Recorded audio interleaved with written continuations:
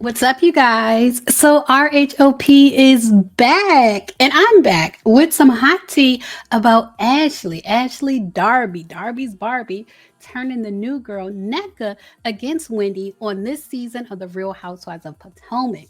So, we're going to get into that in this video. But first, if you haven't subscribed or clicked the thumbs up button, go ahead and click it and let YouTube know that you like this type of content and you love creators like me. All right, you guys. So I have been waiting for the premiere of The Real Housewives of Potomac with bated breath. I had to see the new ladies, and I had to see why, oh, why the newest housewife, NECA, would join forces with Ashley in the Green Eyed Bandits, of all people. And at the very end of the premiere episode, I saw exactly why. Besides the fact that Ashley and NECA are allegedly already friendly, and Ashley is bringing NECA onto the show, Ashley also brought to NECA's attention that viral article about Wendy being a part of an undesirable tribe in Nigeria called Osu. I am very familiar with the whole situation about Nigerian people calling Wendy Osu and all of the negativity that goes with that because I covered that article, that viral article. I covered that on my website about 3 years ago. And when I covered it, Happy Eddie sent me a cease and desist. Happy Eddie told your girl to knock it off, even though I wasn't accusing Wendy of being Osu because I had never even heard of Osu. I was just covering the hot topics and the trending topics as I always do. I cover what's trending on social media. I don't make accusations. This is an entertainment channel, and we're all here just talking about what we see and what we hear on TV and on social media, not making accusations. And as an attorney, Eddie should know the difference. It looks like Eddie should have sent that cease and desist to Ashley because Ashley is the one bringing the Osu allegations to television on The Real Housewives of Potomac this season. And I can see now it's going to be a very toxic season with the accusations of Wendy being Osu and her mom doing witchcraft. And when it comes, I've noticed this when it comes to RHOP, if it's not colorism, it's xenophobia. If it's not xenophobia, it's witchcraft. There's always a toxic element to this particular franchise that I don't necessarily see on the other franchises that I watch. Potomac always takes it to another level. But first, we're going to rewind back to my video where I researched what it means to be Osu. For those of you who don't know why calling someone a Nigerian person Osu, for those of you who don't know what that means, this is what I found regarding the tribe called Osu. It's an ancient practice in Igbo land that discourages social interaction and marriage with a group of persons called Osu, which means outcasts in that language. And it says Osus are dedicated to the gods of Igbo land, and they're considered as inferior beings and are usually separated from the Diala, which in Igbo means real born. So you have the quote unquote real born people, and then you have the outcast. And they're saying that Wendy is from the outcast.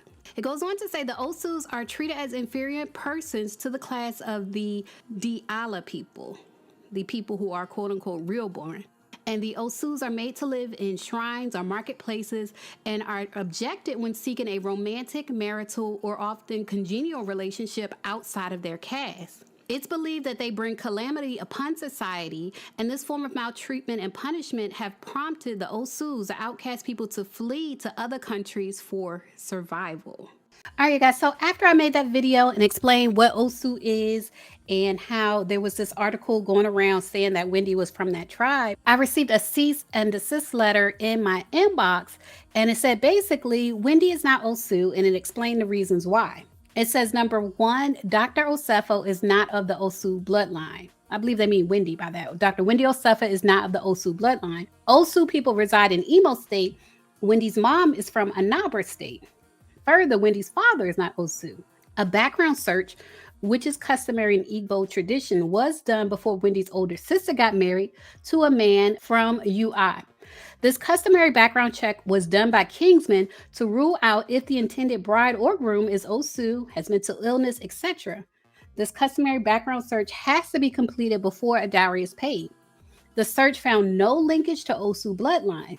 Let it also be noted that Wendy's sister is married to a notable Nigerian Igbo family, If there were any negative findings by Igbo tradition, this marriage would not have proceeded.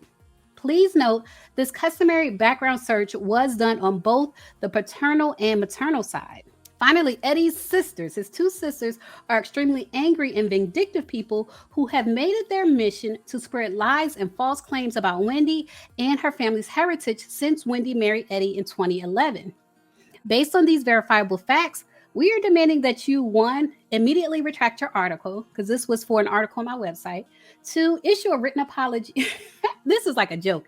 Issue a written apology on the same medium that the original story was published, and three, delete all social media posts and retweets promoting the original article. Now, as a courtesy and because I'm a nice person, I did delete the article, but in the article, I never said that Wendy was Osu. They sent me the same cease and desist letter that they sent to a lot of bloggers, and you can see it comes from Mr. Edward C. Osefo, Esquire. Okay.